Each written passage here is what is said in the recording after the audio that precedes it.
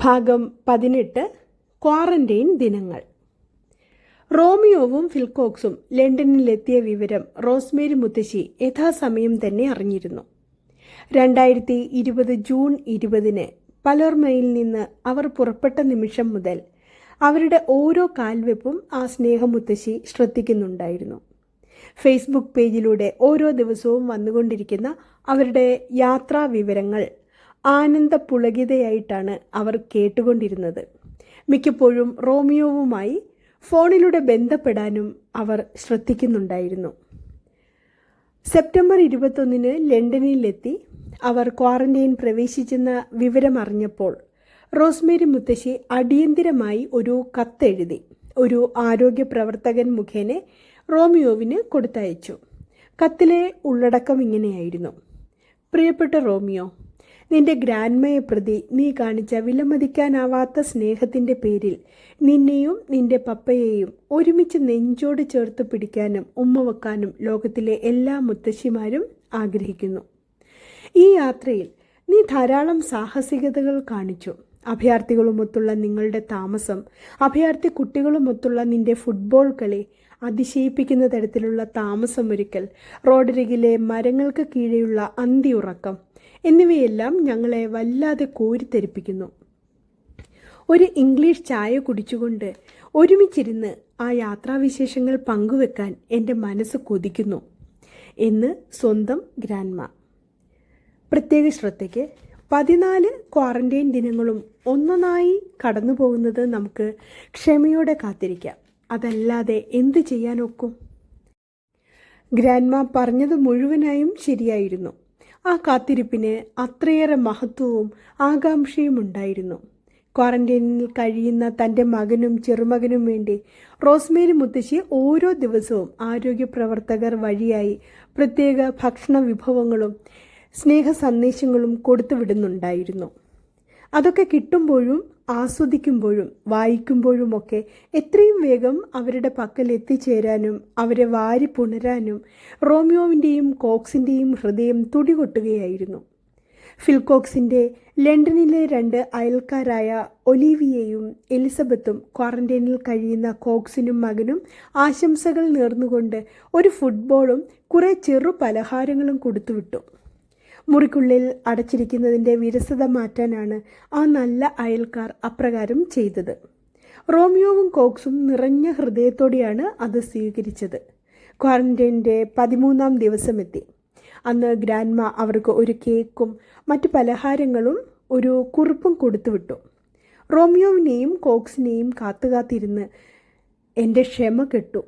നിങ്ങളുടെ കാലൊച്ചയും പ്രതീക്ഷിച്ച് ഞാൻ ഓരോ നിമിഷവും കണ്ണിമ പൂട്ടാതെ കഴിച്ചുകൂട്ടുകയാണ് എന്നതായിരുന്നു ആ കുറിപ്പിലുള്ള സന്ദേശം. എന്തിനു പറയുന്നു, ഒടുവിൽ കാത്തിരുന്ന ആ ദിവസവും വന്നെത്തി. എല്ലാ ചങ്ങലക്കുരുക്കുകളും പൊട്ടിച്ച് മുത്തശ്ശിയുടെ പക്കൽ എത്തിച്ചേരേണ്ട സുവർണ ദിവസം. ചിതയിൽ നിന്ന് ഫീനിക്സ് പക്ഷികൾ ഉയർത്തെഴുന്നേൽക്കും എന്ന് കേൾക്കുന്നത് പോലെയാണ് അന്ന് റോമിയോവും പപ്പയും കിടക്കയിൽ നിന്ന് ചാടിയെണീറ്റത്. ഇറ്റലിയിലെ പലേർമോയിൽ നിന്ന് മുത്തശ്ശിയെ തേടി അവർ പുറപ്പെട്ടിട്ട് അന്നേക്ക് 107 ദിവസം പിന്നിട്ട് കഴിഞ്ഞിരുന്നു. കോക്സ് ഫോണിൽ വിളിച്ച് അറിയിച്ചതിനെ തുടർന്ന് അവിടുത്തെ ആരോഗ്യ പ്രവർത്തകർ രാവിലെ തന്നെ വന്നു. ഇരുവരുടെയും കോവിഡ് പരിശോധന നടത്തി ഫലം നെഗറ്റീവാണെന്നറിഞ്ഞതോടെ ഇരുവരും മുത്തശ്ശിയുടെ വീട്ടിലേക്ക് തിരിക്കാനൊരുങ്ങി.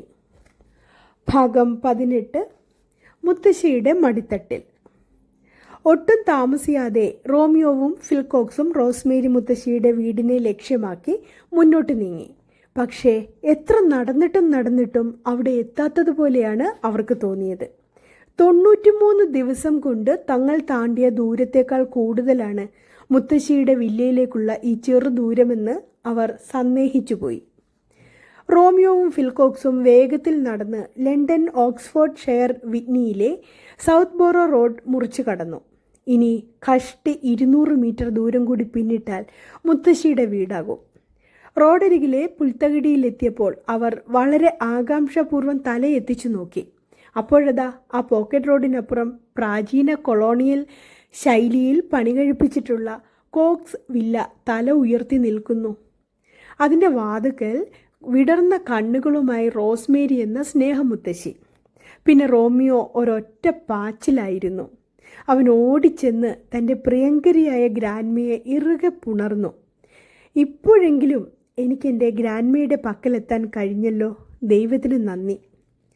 ഗ്രാൻമയും അവനെ വിടാതെ നെഞ്ചോട് ചേർത്ത് മുറുകെ പുൽകി. കോവിഡ് കാലത്ത് ലോകം കണ്ട ഏറ്റവും മഹത്തായ സ്നേഹസംഗമമായിരുന്നു അത്. 77-കാരിയായ റോസ്മേരി മുത്തശ്ശി തൻ്റെ മകനെയും ആരോമലായ ചെറുമകനെയും സ്വപ്നം കണ്ടുകൊണ്ടാണ് ഇക്കഴിഞ്ഞ 107 ദിവസങ്ങളും തള്ളി നീക്കിയത്. അവരെ നേരിൽ കണ്ടപ്പോൾ മുത്തശ്ശിയുടെ ആനന്ദം അണ പൊട്ടി ഒഴുകുകയായിരുന്നു. റോമിയോവിനെ അമർത്തി ചുംബിച്ചുകൊണ്ട് റോസ്മേരി മുത്തശ്ശി പറഞ്ഞു, മോനെ, ലോകത്തെ എല്ലാ മുത്തശ്ശിമാർക്കും വേണ്ടിയാണ് എൻ്റെ ഈ ചുംബനം. അതെ ഗ്രാൻമ, അതെ, ലോകത്തിലെ എല്ലാ ചെറുമക്കൾക്കും വേണ്ടി ഞാനിത് നന്ദിപൂർവ്വം സ്വീകരിക്കുന്നു, മുത്തശ്ശിയെ തഴുകിക്കൊണ്ട് റോമിയോ പറഞ്ഞു. എന്നെ ഒരു നോക്ക് കാണുന്നതിന് വേണ്ടി ഈ കൊറോണ കാലത്ത് ഇവൻ സഹിച്ച ത്യാഗങ്ങൾ എനിക്ക് വിശ്വസിക്കാൻ പോലും കഴിയുന്നില്ല. ലോകത്തിലെ ഏറ്റവും വിലപിടിച്ച ആലിംഗനമാണ് അവൻ എനിക്ക് നൽകിയത്. മുത്തശ്ശിമാർക്ക് യാതൊരു വിലയും കൽപ്പിക്കാത്ത നമ്മുടെ സമൂഹം റോമിയോവിൻ്റെ ധീരമായ സ്നേഹം കണ്ടുപിടിക്കട്ടെ. ഗ്രാൻമയുടെ വാക്കുകൾ വലിയൊരു സ്നേഹസമുദ്രമായി റോമിയോവിൻ്റെയും പപ്പയുടെയും മനസ്സിൽ അലയടിച്ചു. എങ്കിലും റോമിയോവിൻ്റെ നോട്ടത്തിൽ തന്നേക്കാൾ കൂടുതൽ അഭിനന്ദനങ്ങൾക്ക് അർഹൻ തൻ്റെ പിതാവ് ഫിൽകോക്സ് ആയിരുന്നു. അവൻ പറഞ്ഞു, ഗ്രാൻമ, ഒരു മകൻ്റെ താല്പര്യം തല്ലിക്കെടുത്താതെ ഈ ലോക്ക്ഡൗൺ കാലത്ത് ഇത്രയേറെ ദൂരം എന്നോടൊപ്പം സഞ്ചരിക്കാൻ തയ്യാറായ എൻ്റെ പപ്പയ്ക്കാണ് കൂടുതൽ അഭിനന്ദനം അർപ്പിക്കേണ്ടത്. അത് ഞാൻ തള്ളിക്കളയുന്നില്ല മകനെ. ഫിൽകോക്സിൻ്റെ പ്രവൃത്തി മഹത്തരം തന്നെയാണ്. എങ്കിലും നീ കാണിച്ച ഈ മുത്തശ്ശി സ്നേഹത്തിൻ്റെ ആഴം ഒരിക്കലും അതോടൊപ്പം ആവുകയില്ല. റോസ്മേരി മുത്തശ്ശി വീണ്ടും റോമിയോവിനെ പലവട്ടം തഴുകി. അവൻ്റെ കണ്ണിൽ നിന്ന് സ്നേഹാശ്രുക്കൾ അടന്ന് ഗ്രാൻമയുടെ മെലിഞ്ഞ പാദങ്ങളിൽ വീണ് ചിതറി. മുത്തശ്ശിയുടെ ചുടുകണ്ണീർ അവൻ്റെ പാദങ്ങളെയും നനച്ചു.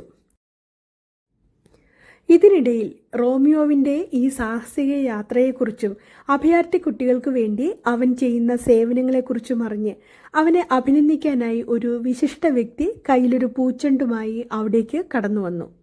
അതാരായിരുന്നെന്നോ? ജർമ്മനിയിൽ നടന്ന നാസി കൂട്ടക്കുരുതിയുടെ കാലത്ത് ആ കിരാതന്മാരുടെ ദംഷ്ട്രകൾക്കിടയിൽ നിന്ന് സർ നിക്കോളാസ് വിന്റൺ എന്ന മനുഷ്യാവകാശ പ്രവർത്തകൻ രക്ഷിച്ച് ഇംഗ്ലണ്ടിലെത്തിച്ച ആൽഫ്രഡ് ഡബ്സ് എന്ന യഹൂദ നേതാവായിരുന്നു അത്. അന്ന് വിന്റൺ രക്ഷപ്പെടുത്തിയ 699 യഹൂദ കുട്ടികളിൽ ഒരാളായിരുന്നു ആൽഫ്രഡ്. ഈ യഹൂദ ബാലൻ പിൽക്കാലത്ത് ബ്രിട്ടീഷ് പാർലമെൻറ്റ് അംഗമായി തിരഞ്ഞെടുക്കപ്പെട്ടു. ആൽഫ്രഡ് പറഞ്ഞു, റോമിയോ, ഈ ലോക്ക്ഡൗൺ കാലത്ത് മുത്തശ്ശിയെ തേടി നീ നടത്തിയ പ്രയാണം ലോകത്തിൻ്റെ മുഴുവൻ ശ്രദ്ധ പിടിച്ചു പറ്റി. ഫേസ്ബുക്ക് പേജിൽ ഓരോ ദിവസവും നിന്റെ വാർത്തകൾ തികഞ്ഞ അഭിമാനത്തോടെയാണ് ഞങ്ങളെല്ലാം വായിച്ചിരുന്നത്. ആൻ ഫ്രാങ്കിൻ്റെ ഡയറിക്ക് ശേഷം ലോകജനത ഒന്നടങ്കം കണ്ണെടുക്കാതെ ശ്രദ്ധിച്ച ഒരു മികച്ച വാർത്താ ഡയറിയായിരുന്നു റോമിയോസ് ബിഗ് ജേണി ഹോം. ഈ യാത്രാവിശേഷത്തിൻ്റെ പേരിൽ ഇംഗ്ലണ്ടിലെ മുഴുവൻ ജനതയും നിനക്ക് കടപ്പെട്ടിരിക്കുന്നു. ആൽഫ്രഡ് തൻ്റെ കയ്യിലിരുന്ന പൂച്ചെണ്ട് റോമിയോവിന് സമ്മാനിച്ചു. റോസ്മേരി മുത്തശ്ശിയുടെയും സ്വന്തം പപ്പയുടെയും സാന്നിധ്യത്തിൽ ലഭിച്ച ആൽഫ്രഡിൻ്റെ ഈ അഭിനന്ദനം അക്ഷരാർത്ഥത്തിൽ തന്നെ റോമിയോവിനെ കോരിത്തരിപ്പിച്ചു. ആൽഫ്രഡ് പിന്നെയും തുടർന്നു, റോമിയോ, കുടിയേറ്റക്കാരുടെ പാവപ്പെട്ട മക്കൾക്ക് വേണ്ടി നീ നടത്തുന്ന ഫണ്ട് ശേഖരണവും അഭിനന്ദനീയം തന്നെ. നിനക്കും പപ്പയ്ക്കും ഹൃദയം നിറഞ്ഞ അഭിനന്ദനങ്ങൾ നേരുന്നു. ആൽഫ്രഡിൻ്റെ അഭിനന്ദനങ്ങളും നല്ല വാക്കുകളും തികഞ്ഞ ചാരിതാർത്ഥ്യത്തോടെയാണ് റോമിയോവും ഫിൽകോക്സും റോസ്മേരി മുത്തശ്ശിയും കേട്ടുനിന്നത്. യാത്ര പറയും മുൻപായി റിയാക്ട് ഫണ്ടിലേക്ക് 500 യൂറോ സംഭാവന ചെയ്യാനും ആൽഫ്രഡ് സന്മനസ് കാണിച്ചു. റോമിയോവും സ്നേഹമുത്തശ്ശിയും എന്ന പുസ്തകത്തിലെ 18-19 ഭാഗങ്ങളാണ് ഞാൻ ഇന്ന് നിങ്ങൾക്ക് വേണ്ടി ഇവിടെ അവതരിപ്പിച്ചത്. കഥ ഏവർക്കും ഇഷ്ടപ്പെട്ട് കാണുമെന്ന് വിചാരിക്കുന്നു. കഥ ഇഷ്ടപ്പെട്ടുവെങ്കിൽ ലൈക്ക് ചെയ്യുവാനും ഷെയർ ചെയ്യുവാനും സബ്സ്ക്രൈബ് ചെയ്യുവാനും മറക്കില്ലല്ലോ. നന്ദി, നമസ്കാരം.